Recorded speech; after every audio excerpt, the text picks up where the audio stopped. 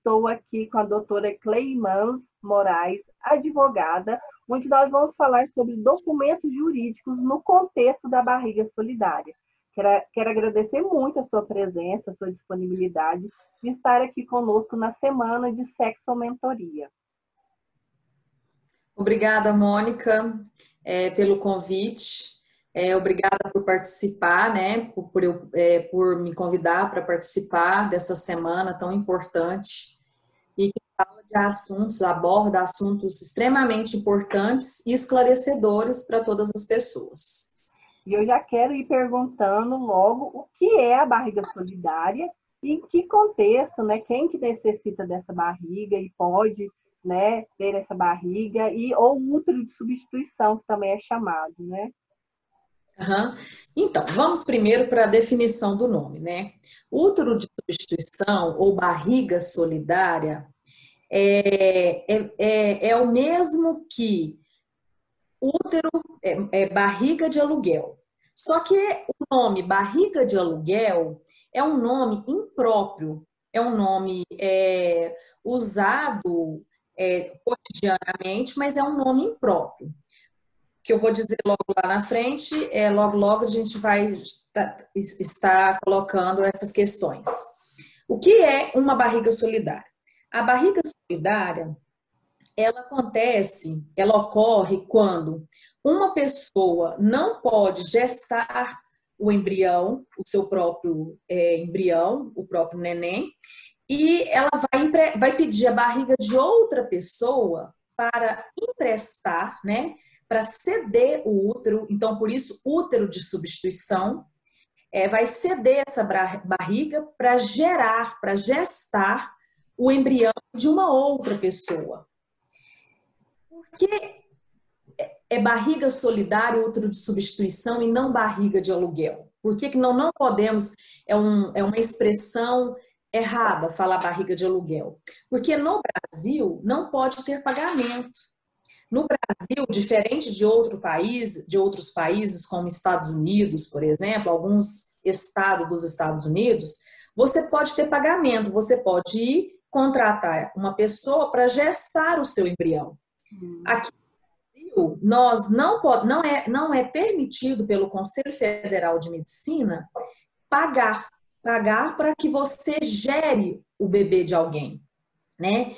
Porque não existe comércio. Não existe relação comercial quando se trata de uma barriga solidária. A barriga é solidária porque a outra pessoa vai emprestar para gestar para uma outra pessoa sem cobrança, sem comercialização, sem pagamento. E você fez a pergunta, quando que ocorre, né? Quando que acontece, quando que você necessita da barriga solidária. A barriga solidária geralmente acontece quando a pessoa, como já disse anteriormente, ela não pode gestar. Você não pode gestar o seu embrião e você precisa de um útero de substituição, um útero que vai ceder para gestar. Quais são as pessoas que podem ceder o útero? Em regra, vamos falar primeiramente da regra e depois a gente passa para as exceções, né? Em regra, quem pode? Em regra, são os parentes até 4º grau que podem gestar para você. Antigamente, era apenas sua mãe e sua irmã que poderia gestar.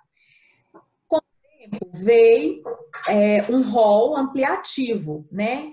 O Conselho Federal de Medicina ampliou esse rol e permitiu que pessoas, parentes consanguíneos até o 4º grau, pudesse gestar para a pessoa. Então, quem pode gestar? Mãe, irmã, tia, prima e sobrinha. Essas pessoas podem gestar para o seu parente. Até 4º grau, isso? Até 4º grau de ambos os lados. De ambos os lados. O Conselho Federal de Medicina diz que a barriga solidária, ela pode, pode ocorrer quando existe parentesco consanguíneo de um dos companheiros e que seja até quarto grau, que seria quarto grau. Até quarto grau seria então as pessoas, né? As pessoas que podem, mãe, irmã, prima, tia, sobrinha. Essas pessoas podem gestar, né? E, e como que funciona essa gestação? Primeiramente, precisa da pessoa. Como que funciona, né, esse processo de barriga solidária com parente? Como que funciona toda essa parte prática que as pessoas têm mais dúvida, né? Como que funciona essa parte prática? No primeiro momento, a pessoa que vai engravidar, quando ela vê que ela não pode engravidar, por que ela não pode engravidar? Né? Quais são os casos em que você necessita de uma barriga solidária? São questões médicas, por exemplo. A pessoa já tentou várias vezes engravidar e teve abortos repetitivos. Ela não consegue, fisiologicamente, gerar a criança. Ela tem um dificultador que impede ela de continuar a gestação até o 9º mês, né? Então, ela é uma candidata, provavelmente, dependendo do contexto, a precisar de uma barriga solidária. Tem outros casos, né? Tem casos... Quem não tem útero, quem não tem útero, né? Quem necessitou de tirar o útero, né, por algum dificultador, algum problema de saúde, por exemplo, teve um câncer, precisou tirar o útero, ou precisou tirar o útero porque teve uma endometriose severa, né? Tem um problema renal crônico, tem um problema de coração, é uma pessoa cardíaca, né? Então, são vários fatores em que faz com que aquela pessoa em específico não possa gestar o seu próprio embrião, gestar o seu bebê. E aí ela necessita dessa barriga solidária, a barriga de um parente, que vai emprestar, que vai ceder o útero para que esse bebê seja gerado lá naquela barriga emprestada. Certo. E precisa de documentação, tem todo um processo para ser feito, não é? Sim, sim. Essa é uma parte extremamente importante. Mas antes de entrar nessa parte, qual que é o primeiro passo? Que a pessoa fala, opa, eu me deparei com essa situação, com esse dificultador, eu vou precisar de uma barriga solidária. Eu tive um dificultador, não consigo gerar, e eu preciso de uma barriga solidária. Bom, primeiro passo é procurar uma clínica. Primeiro passo é ir ao médico, né, de reprodução humana, procurar uma clínica idônea, né, de reprodução humana para fazer a consulta. Chegando lá, o médico vai pedir uma série de exames, né, vai pedir exames de ultrassom para ver como que está o útero dessa pessoa, vai pedir uma série de exames que aí é com o médico. Chegando na clínica, o médico vai explicar para a pessoa quais são os tipos de exame que vai pedir para as pessoas, tanto para o homem quanto para a mulher, né? Para o casal, se for um casal heterossexual, vai chegar lá o homem e a mulher e vai pedir espermograma, exame de ultrassom, uma série de exames, né? E aí, pedindo esses exames, estando tudo ok nesses exames? Não, ok, realmente você não consegue, não, provavelmente tem um dificultador. Por exemplo, a pessoa que não tem útero, ela não pode gerar. Como que ela vai gerar se ela não tem útero, né? Então, não tem útero, né? Tem outras complicações envolvidas, e aí eu preciso, então, como que vai fazer depois que está tudo pronto? Fez toda a parte de exame, está tudo pronto. Qual que é o próximo passo? O próximo passo é documentar. É documentar. Por que precisa documentar? Para resguardar as partes. Logo a gente vai falar sobre essa questão. Mas precisa documentar. Que tipo de documento que precisa ser feito? Que tipo de documentação que precisa ser feita?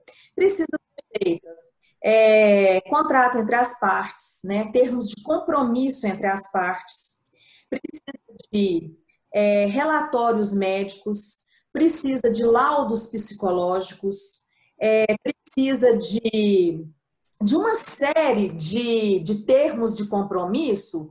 E por que precisa dessa documentação? Veja só, primeiro é a parte médica, precisa da parte médica para ver se está tudo ok, né? Ou se não está ok, né? Se não está ok, o que eu falo não ok no sentido de não tem como gerar, então vamos ter que, né, precisar de um terceiro para gerar. Aí vem a parte psicológica, a parte psicológica. A pessoa que você conseguiu para gestar para você, ela consegue gestar? Porque é uma questão psicológica. Você vai conseguir gestar e entregar o bebê que não é seu? Porque o bebê da pessoa que está gerando não é dela. Ela apenas e tão somente está emprestando, está cedendo o útero, está cedendo a barriga. Então, quando essa gravidez terminar, ela tem que entregar a criança para a pessoa, né? A pessoa de quem é o filho. Então, por que precisa de um laudo psicológico? Precisa de psicólogo ali para fazer toda essa ponte, para ver assim, a pessoa tem condições, porque vai ter gente que vai chegar lá e vai falar assim, não consigo, eu não conseguir gestar, você não pode ser uma barriga solidária. Você tem que arrumar outra pessoa. Você concorda? Então, o psicólogo vai avaliar se aquela pessoa que está ali para gestar, ela tem condições de passar por todo esse processo, de gestar por uma pessoa e entregar o bebê. O bebê não é dela, então ela só vai, né? Ela vai emprestar, ela vai gestar. Então, por isso que tem que ter um laudo psicológico. Necessariamente tem que passar pelo psicólogo e tem que ter um laudo psicológico, né? E aí, depois desse laudo psicológico, você tem, paralelamente ao laudo psicológico, tem que ter a atuação de um advogado. Por que tem que ter a atuação de um advogado? Porque o advogado, ele vai fazer essa parte documental, ele vai instruir, primeiro precisamos fazer todos os termos de compromisso, precisamos fazer, precisa do médico entregar relatórios médicos, precisa do psicólogo entregar o laudo, ele vai fazer todo esse suporte, né, de verificação. E quais são? São vários termos de compromisso. Termo de compromisso de que você vai entregar a criança, termo de compromisso que você não é a mãe da criança. Por exemplo, uma avó, a avó que vai gestar para a filha, ela vai continuar sendo avó, né? Juridicamente falando, ela vai ser avó. Então, o que acontece? Ela vai ter que assinar um termo de compromisso de que ela emprestou a barriga e ela continua fazendo o papel de avó. O papel dela continua sendo de avó. Então, o que acontece? Precisa fazer uma série de documentos, termos para o registro da criança. Como que a criança vai documentar o nascimento dessa criança, toda essa parte jurídica, essa parte prática, se você não fizer a parte documental? Não tem como. Veja só, quando a pessoa, por exemplo, ela vai dar à luz, né? Vai para o hospital, o próprio hospital vai fazer um termo de declaração de nascido, DNV, uma declaração de nascido, né? De nascido vivo, DNV. E lá vai constar o nome da parturiente. Mas essa parturiente é a mãe? Não, ela não é a mãe. Vai constar o nome dela como a parturiente. E aonde que a gente, né, instrui o hospital dizendo, olha, esse é um caso de barriga solidária. Quem está gestando ou é a mãe, ou é a tia, ou é a prima, ou é a sobrinha, mas a mãe não é ela. Quem é a mãe é a fulana. Então, essa pessoa é apenas a parturiente. Tudo certinho. Para que tudo isso? Para a criança, para resguardar as partes.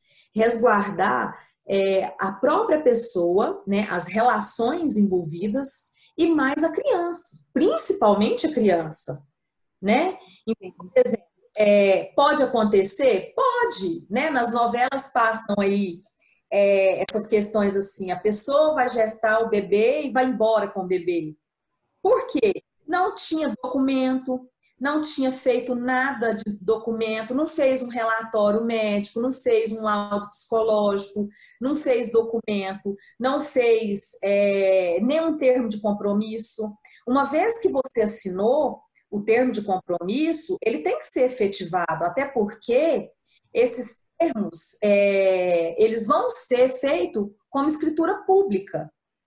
E como escritura pública, tem validade contra terceiros.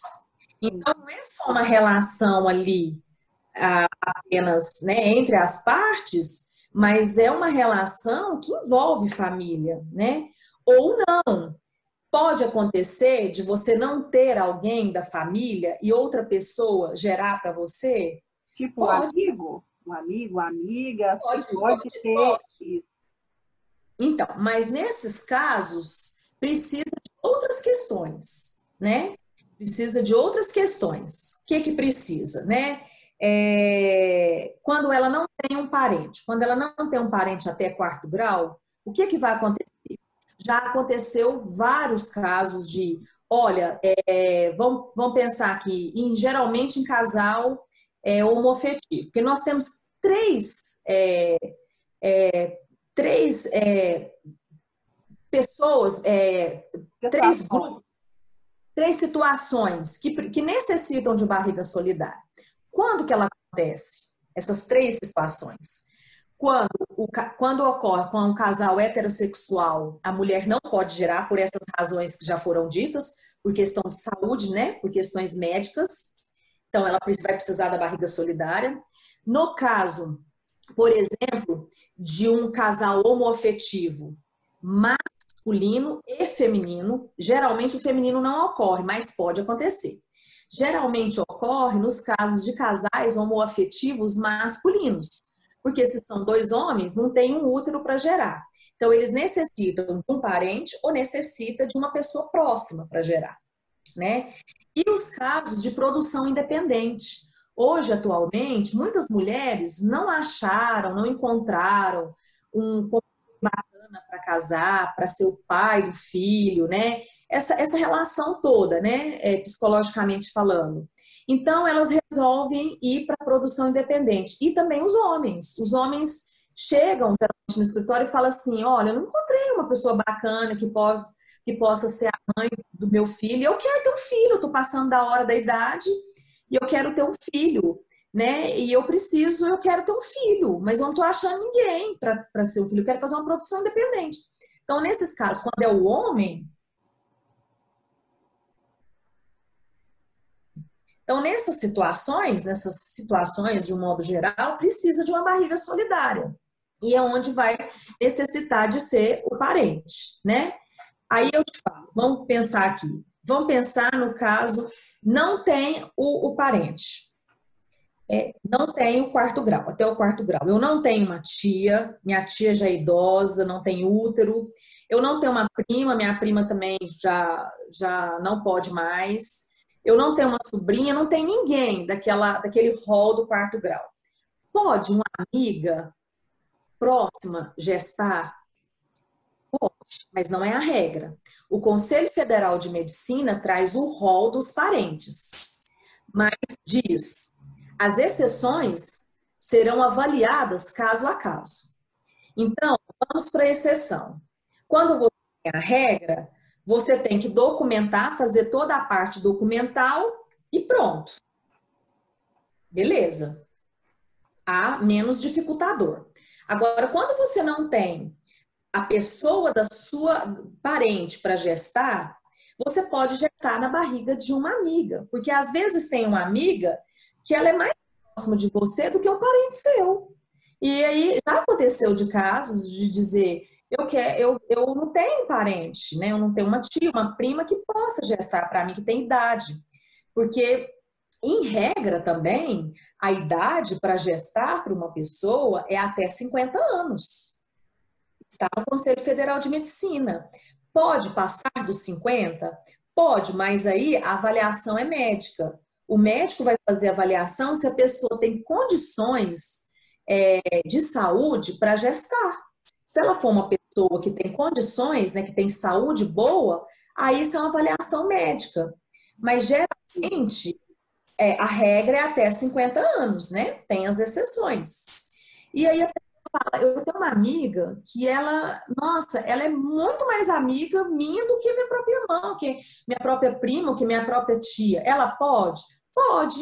Além dela fazer o que ela precisa para ela poder ser autorizada a gestar para a pessoa que necessita, além dela fazer toda essa parte burocrática de papel, de termos de compromissos, né, os termos de compromisso, porque é mais apropriado falar termos de compromisso do que o contrato, né, porque o contrato não há uma relação comercial ali, então há termos de compromisso. Então, além dela fazer toda essa parte, essa primeira etapa, ela precisa também, o advogado, né, representando essa pessoa, precisa pedir autorização para que essa pessoa geste para outra.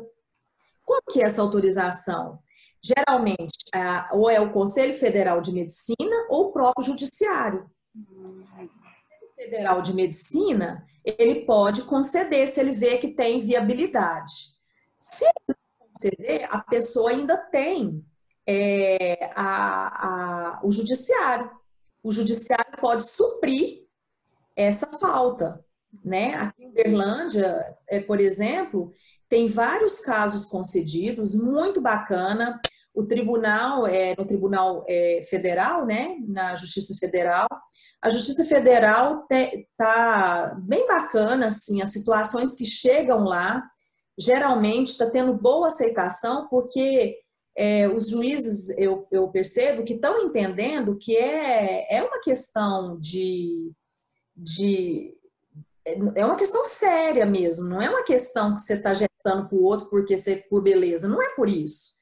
É por questão. Agora eu vi que são vários profissionais envolvidos, médico, psicólogo, Muitos. Advogado, o judiciário, até a equipe do hospital para saber para quem que entrega essa criança, cartório, são vários profissionais envolvidos.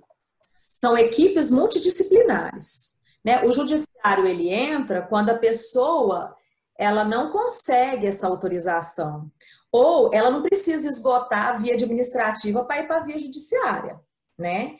Ela pode dizer, olha, eu posso ir direto para o judiciário, é uma opção do cliente, né? Mas também podemos consultar o Conselho Federal de Medicina, consultar o Conselho Federal, né? Quando o cliente quer que consulte, porque às vezes o cliente também, ele fala assim, doutora, eu não quero perder tempo, eu estou com a idade extremamente avançada, eu não posso mais 50 anos. Então, assim, às vezes, por questões burocráticas, se for uma necessidade mais urgente, você tem que conseguir via liminar. Então, você tem que entrar com a liminar para conseguir via liminar, para ser mais rápido, para ser assim, dentro do mês, dentro da semana. Então, por isso, às vezes, a necessidade que as pessoas vão direto para o judiciário, pela necessidade de ter a liminar, né? Pela rapidez da questão, pela questão da própria saúde da pessoa. E então, o que acontece? Já teve casos aqui em Uberlândia, teve, aliás, vários casos em que a amiga gestou. A amiga gestou para a pessoa não tinha útero, estava no segundo casamento, né? Queria filhos, e aí conseguiu, e a melhor amiga gestou para ela. E, e muito tranquilo. Por que tranquilo? Porque tem a parte documental. Ela passou pela clínica, ela passou pelo médico, ou seja, é um processo sério. Quando você tem um processo sério, um processo que não pula etapa, a tendência às coisas darem certo é muito maior, né? Não tem um que dar errado. Então, passou pelo médico, né? Primeiro ponto. Depois foi no advogado, depois foi para o psicólogo, né? Depois foi pro deu tudo certo, teve o filho, o hospital já está sabendo como que vai funcionar, o advogado vai entrar em contato com o hospital. Depois que o neném nasceu, vai registrar no cartório, né? Então tem todas essas etapas. E aí, assim, como que vai ser esse registro? Esse registro, vamos pensar, vai ser, vem do hospital a declaração de nascido vivo, né? Vem do hospital a declaração de nascido e o pai, por exemplo, a mãe vai lá no cartório e registra a criança em nome dos pais. A cliente foi para lá só para o hospital, como parturiente, mas ela não tem relação ali com a pessoa, né? Ela deu à luz e aí é onde que entra novamente o psicólogo e o advogado. Por quê? Como que é feito esses termos de compromisso? Quando você vai lá na psicóloga, a psicóloga vai questionar para você, e a amamentação, como que vai ser? Pessoas que elas querem, por exemplo, teve uma moça que a irmã, a prima, gestou para ela, e aí ela morava em uma outra cidade. E ela não podia ficar. E aí a irmã, a prima falou assim: como que a gente faz? Então a gente não, eu não posso deixar ela amamentando a criança para não ter o contato do leite, porque senão ela vai sentir falta do cheiro do leite, do peito da mãe, né? E aí a psicóloga geralmente pergunta: como que vai ser essa relação da amamentação? Então, as pessoas envolvidas na questão resolver. Tem de todo jeito nessa parte documental, nesses termos de compromisso. Uma fala assim: não, eu não quero que a minha amiga, por exemplo, amamente, porque ela é minha amiga, eu quero eu amamentando. A médica vai dar um remédio para a pessoa, para a mãe, né, produzir leite para tentar ela amamentar. Ela fala assim: não, eu não quero, porque eu não quero que ela sinta o cheiro da mãe, eu quero que ela sinta o cheiro da mãe, não o cheiro da pessoa que cedeu o útero, porque às vezes ela não vai estar ali toda hora, naquele momento, e a criança vai necessitar, né? Então é isso que a gente vai trabalhar, às vezes com o psicólogo, no laudo, né? Dizer que não, que ela está em condições para ter esse corte do vínculo, né? E o marido, por exemplo, o marido da pessoa que vai gestar, ele tem que autorizar. Então, né, ele precisa também ser ouvido quando você vê que há dificuldades entre eles. Quando não há problema. Mas quando diz, não, ela vai gestar, você está de acordo? Ele tem que estar de acordo, porque ele tem que assinar um papel. Ele tem que concordar que ela vai estar gestando o bebê de uma outra pessoa. E como que vai pôr isso no termo de compromisso? Olha, o termo de compromisso vai ser feito que eu, mãe, que vou amamentar essa criança, não é a pessoa que cedeu o útero, né? Então, por isso que tem toda essa parte de termos de compromisso. Aí no cartório, como que vai fazer essa parte do registro no cartório? Você vai chegar lá, vamos pensar, né? Um casal hétero. Vai chegar, olha, trouxemos a declaração de nascido vivo, né? Teve a parturiente, mas eu que sou a mãe. Vai estar tudo, o documento todinho feito. O rapaz do cartório vai registrar em nome do pai e em nome da mãe. Parturiente nem é citada. Nem é citada naquele momento do registro, no sentido de que o nome dela vai estar lá. Não. o nome da parturiente vai estar no hospital, mas no registro não vai aparecer quem que gestou. No registro vai aparecer nome de pai e nome da mãe. É o caso que você falou, se for a avó, por exemplo, ela vai estar lá como a avó. Como avó, Como a e avó. não como mãe. Não como mãe. E se for Agora dois vamos... pais também, né? Aí com dois papais, né? Um casal homoafetivo masculino. Serão eles os pais. Vai estar lá o nome do A e do B, né? Do fulano e do Beltrano. Aí terão mulheres? Não, eles são os pais. Aí vai ter nome de mãe? Não, não vai ter nome de mãe. Vai ter nome dos pais. Ah, mas vai ter nome das avós? Vai ter nome das avós paternas. Avós e avós paternos. Ah, vai ter avó materna? Não, que são dois homens. É um casal homoafetivo. Então, o registro vai estar em nome dos dois homens. Ah, e se for mulheres, o registro estará em nome das duas mulheres, os avós maternos, né? Tanto de uma parte como da outra, né? E então, assim, o registro é basicamente isso, né? Tem que estar com toda essa documentação em dia, toda essa documentação pronta, para que não haja problema nesse registro. O registro Ficou muito claro. Redondinho, se ele tiver todo documentado. Você vai chegar, o cartório pode negar, se você tiver com toda a documentação pronta, em dia e orientado, e levando a documentação, ele não pode negar. Ele tem obrigação de fazer o registro do seu filho. Por isso a importância, né, desse trabalho de multiprofissionais, de entender Multidisciplinar.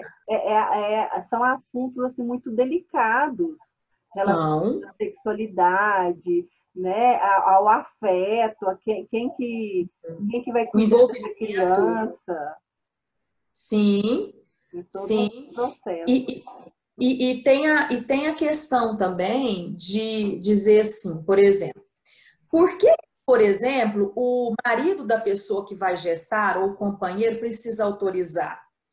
Porque é um trabalho que envolve questões psicológicas também, você concorda? E da relação, né? Da relação, né? De um modo geral, que vocês trabalham aí muito bem, né? Os psicólogos trabalham, né? Então, assim, olha, você está ciente que a sua companheira vai gestar, por exemplo, o filho da sua prima, ou filho da sua irmã? Por exemplo, ela pode gestar o filho da irmã do marido dela, né? Como tem vários casos aparecendo, né? Que a cunhada gera para a cunhada. Então, o que acontece? Ali as relações precisam estar muito claras, muito estabelecidas, muito tudo redondinho para que não haja questionamentos. Ah, mas você fez isso, mas eu não concordava, né? Não vim questionamentos. Você emprestou a barriga para sua irmã, para sua prima, para sua tia ou para minha própria irmã, mas eu não concordava. Eu não concordo. Então, justamente para evitar essas questões familiares e esses atritos envolvendo as partes, é que necessita de autorizações, né? Autorizações nos termos de e necessita do psicólogo para fazer essa ponte, né? Tendo isso, flui tranquilamente. As relações estando claras e pontuadas, o que cada um tem no seu papel, o que cada um, qual papel será de cada um, isso já é assim 90% do caminho andado, porque não vai dar dificultadores lá na frente, né? Aí, outra questão, assim, que é muito importante é que a barriga solidária, por exemplo, ela tem amparo, ela pode ter o amparo não só psicológico, né? Ela pode ter o amparo psicológico, mas ela também pode ter o amparo, ela deve ter o amparo de equipes multidisciplinares. Ela vai ter o amparo médico, né? O que ela necessitar, ela tem que ter o amparo. Se ela necessitar de psicólogo, ela tem que ter esse amparo. Ela necessitar do médico, ela tem que ter o amparo. Quer ver uma questão? Por que que é tão importante você pontuar tudo muito claramente, psicologicamente falando e juridicamente falando? Porque, por exemplo, na hora do parto, quem que vai na hora do parto? Isso tem que ficar muito claro. É o marido da cedente do útero ou é o marido da pessoa, né, o pai do filho que está sendo gestado? É o casal, né? O casal que vai estar ali. É o casal, o marido e a mulher, né? Ou os dois companheiros, né? Ou as duas companheiras, né? Elas que vão estar ali vendo o seu filho nascer. O filho vai ser entregue para esse casal, né? Seja seja homo, né? Ele vai ser entregue ao filho dessas pessoas, né? Serão entregues para elas poderem registrar. Então, por isso que precisa de todo esse amparo jurídico, psicológico. Aí, essa pessoa, por exemplo, que gestou, ela deu teve que ficar no hospital 2 dias a mais por alguma questão. Ela tem que ter esse amparo. Ela tem que ter esse amparo médico. Isso vai estar escrito lá no termo de compromisso. Isso precisa ter esse amparo. Ah, ela não ficou bem porque ela entregou o neném para a cunhada, mas nossa, ela, né, teve uma relação ali. Por isso que tem que ter um psicólogo, né, acompanhando e dizendo, olha, você está emprestando a barriga, né? Você está fazendo você está sendo altruísta, né? Você está pensando na sua cunhada que não pode ter um filho.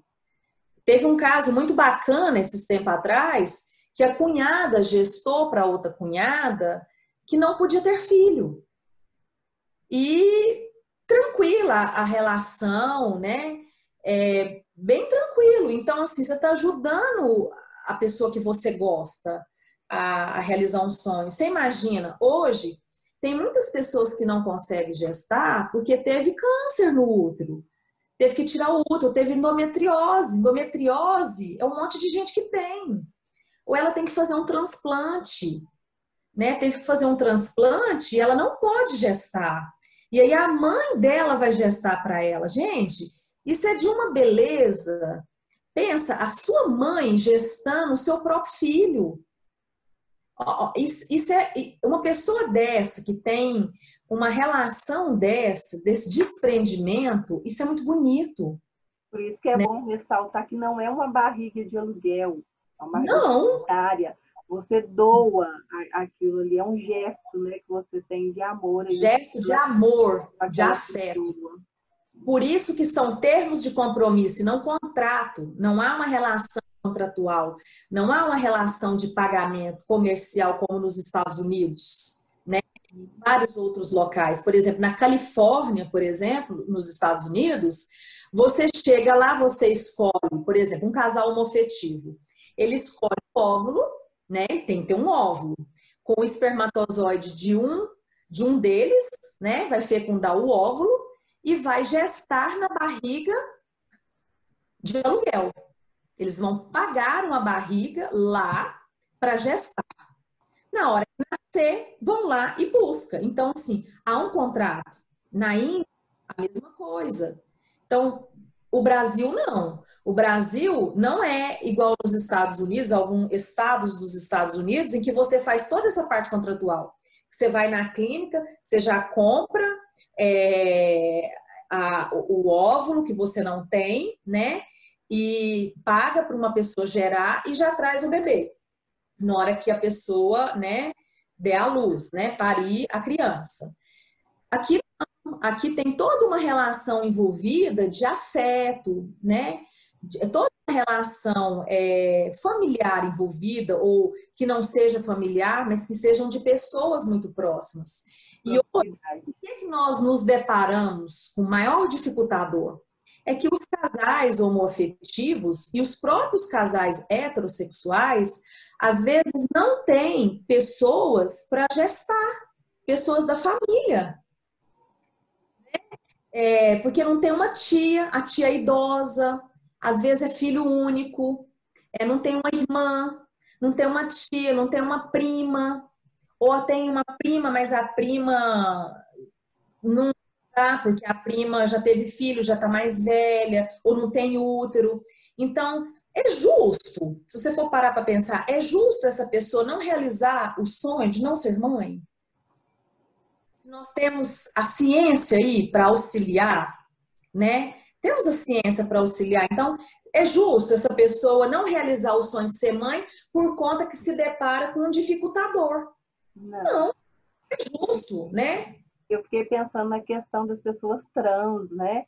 Nasce homem e não tem um útero, depois se identifica como uma mulher, né? E vai casar com um homem. Ninguém ali tem útero, nenhum dos dois. Aí entra a questão né, dos homoafetivos, a questão da transexualidade, que a pessoa também pode ter acesso à barriga solidária. Sim, sim. Então, não só os casais hétero, mas os casais trans e os casais homoafetivos, tanto masculino quanto feminino, eles pode ocorrer de não ter, por exemplo. São duas mulheres, mas tem uma mais velha e uma mais nova. A mais nova não tem útero, por exemplo. Já aconteceu casos assim. A mais nova tem útero, e a mais velha, né, tem um útero que não consegue já teve abortos repetitivos. Ela vai necessitar de uma barriga solidária, né? Não é só casal homoafetivo masculino. Aí tá, o casal homoafetivo masculino é um maior dificultador, né? E os trans, por quê? Porque eles literalmente eles não têm útero. Então eles necessitam. Aí você diz, ué, mas por que essas pessoas não adotam? Muitas pessoas perguntam isso pra gente. Por que essas pessoas não adotam? Porque a adoção no Brasil, ela não é tão simples. Ela é demorada. Ela é extremamente demorada. Às vezes você fica muito tempo na fila.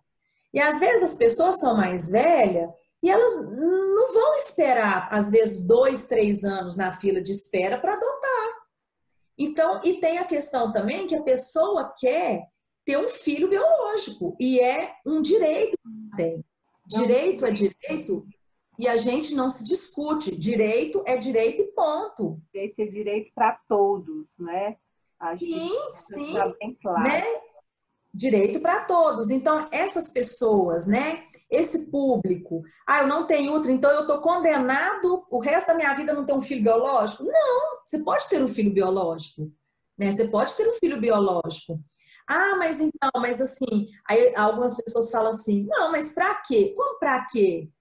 Elas têm o direito de ter seus filhos. A Constituição fala que o livre planejamento familiar é do casal. Não tem o Estado que interferir no meu planejamento. Eu posso ter quantos filhos quiser, né? E desde que eu não esteja cometendo nenhum crime, porque isso não é crime, né? Então, assim, não é crime as pessoas quererem ser felizes. Então, eu posso procurar o meu direito de realizar o meu sonho de ter uma família. Entendi. Né? E aí, por exemplo, também de não querer ter filho, ninguém tem que ter nisso. Eu não quero ser feliz dessa forma. E hoje existe a ciência voltada para isso, para você não ter, e existe a ciência voltada para quem quer ter e não pode. Sim, e a gente precisa respeitar as decisões alheias. A gente pode achar estranhas, julgar de cada um, né? Quem está achando um absurdo, então o pensamento é dela, né? Da pessoa.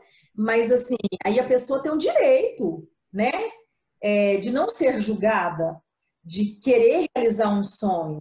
E aí, por exemplo, uma questão que as pessoas sempre perguntam, como que fica essa relação do casal homoafetivo? Como que é? Porque eles têm sêmen, eles não têm óvulo.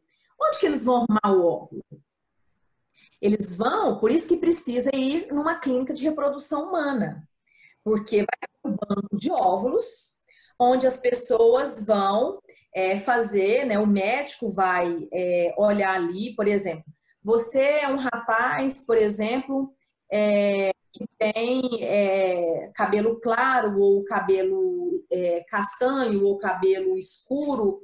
Como que você, se você quer, se você prefere que seja mais parecida com você fisicamente? Então, tem os doadores, e esses doadores dos bancos são anônimos, eles não podem aparecer. E eles não podem, lá na frente, dizer assim, você é meu pai. Não, você não é meu pai. Você não é meu pai porque eu não quis essa relação. Eu apenas doei o óvulo de forma anônima, né?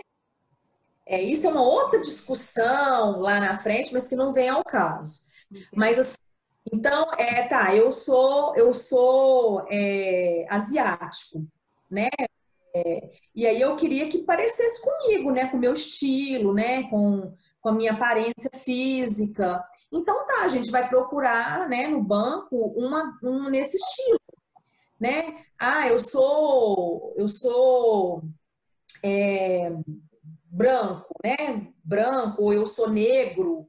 Eu quero um que pareça com as minhas características, cabelo mais enrolado, né? Com a minha cor de pele. E aí a pessoa vai, né, procurar uma doadora voluntária que tem aquelas características, né? E vai mostrar para a pessoa, olha, tem essa e essa pessoa que doou um óvulo com essa característica, te serve? Serve. Então, por isso a necessidade de ir na clínica procurar, né, uma clínica de reprodução, para que faça toda essa ponte dessa procura do óvulo, né? E a mesma coisa a mulher que quer um filho de produção independente, ela vai ter que ter um espermatozoide. Porque as mulheres hoje, elas não querem ter filhos nova. E aí, nova, elas não arrumam, às vezes, um companheiro bacana, que é o sonho, né? A idealização dela de como pai. Muitas mulheres estão fazendo o quê hoje? Estão congelando óvulos. Elas estão congelando óvulos para que na hora que elas precisem engravidar, elas tenham óvulos congelados para que não passe a idade biológica. Entendi. E às vezes, lá na frente, ela se depara com qual dificultador? Bom, eu congelei, mas eu não tenho cara. Não tenho um cara bacana. E agora? Eu tenho óvulo, mas não tenho esperma. É aonde que vai pegar no banco de esperma anônimo também. Entendi. Viu? Entendi. Eu acho que resumindo tudo que você falou, acho que uma frase que me marcou muito foi você falar que a ciência ao nosso favor. É pensar que Sim, está a nosso favor, que é possível e que com uma equipe, né, de vários profissionais, é possível a gente conseguir de uma forma séria, ética, né, respeitosa, realizar os sonhos de muitas pessoas. Cleimans, eu quero te eu agradecer penso, de coração. eu penso assim, Mônica. E outra questão que é interessante a gente estar falando, no caso dos casais homoafetivos, se eles têm que ser casados. Sempre surge essa questão. Eles têm que ter, para registrar, uma escritura pública declaratória. Eles não necessariamente precisam ser casados, mas eles têm que ter uma escritura pública, né, um contrato de união estável, dizendo que eles vivem em união estável, quanto tempo que eles vivem, qual o regime de bens. É importante falar isso. É importante. Porque eles vão registrar essa criança. Essa criança está vindo para um lar. E um lar de duas pessoas que vão constar no registro dessa criança. Né? Então, é muito importante essa questão. E, mais uma vez, por isso que precisa de documentar, precisa de documentação. Precisa de advogado para estar fazendo toda essa parte, né? Precisa de uma equipe médica, precisa de uma clínica de reprodução humana, precisa do cartório para registrar, precisa do psicólogo para estar, né? Isso parece muito. Não, mas essas etapas, elas fluem. Normalmente, quando é feito todo o processo passo a passo, não há problema. não há dificultador. Ela vai seguir e as pessoas chegam ao final com o seu sonho realizado. E eu deixo assim uma mensagem assim, pelo princípio da dignidade da pessoa humana, né? Pelo princípio que todos são iguais perante a lei, né? Que a Constituição traz, pela questão do livre planejamento familiar, as pessoas têm o direito de escolherem, fazerem suas escolhas, que tipo de famílias que elas vão ter. Se elas vão ter filho, se elas não vão ter filho, se elas vão ter filho de produção humana, se vai ter filho de método natural, isso cabe ao casal. E que as pessoas precisam ter coragem de realizar os sonhos, ir atrás dos seus sonhos. O que eu não acho não deixem de ter filhos porque existe alguma dificuldade que te impeça. Corra atrás dos seus sonhos, vê o que está te impedindo e vai atrás. Não, é uma barriga solidária? Não, então vamos ver o que é possível, né? Não posso ter de método natural, vou atrás de uma clínica de reprodução, não é? Então, assim, corram atrás dos sonhos de vocês, né? As pessoas precisam ter coragem de ir atrás dos seus sonhos. E tem uma frase que eu em toda reportagem, toda, eu sempre falo que é de um autor bem bacana, que fala assim, para ser feliz, você tem que ter coragem. Precisa ter coragem para ir atrás da sua felicidade. A felicidade, ou seja, a felicidade exige valentia. Corram atrás dos seus sonhos. É isso. É isso mesmo. Obrigada de coração. Você sabe que eu admiro muito o seu trabalho. Obrigada, Mônica. Você Obrigada. é referência Admiro nessa muito área. o seu. Obrigada. Você é referência nessa área de documentação, de reprodução humana. Vou deixar aqui o seu contato para quem quiser entrar em contato com você posteriormente. Sim, obrigada. Mas de coração, muito obrigada por nos esclarecer de uma forma tão clara e tão simples um assunto que é tão pouco discutido. Muito obrigada. É verdade. De coração. Eu que agradeço, Mônica. Um grande abraço, viu? Estou à disposição quando precisar.